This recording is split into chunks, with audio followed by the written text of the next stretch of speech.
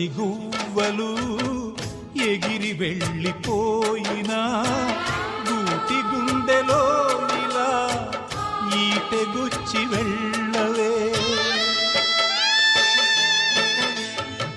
ముళ్ళ చెట్టు కొమ్మలైనా ఎంత పైకి వెళ్ళినా తల్లి వేరుపై ఇలా కత్తి దూసి ఉండవే. మీరే తన లోకమని బతికిన సోదరుని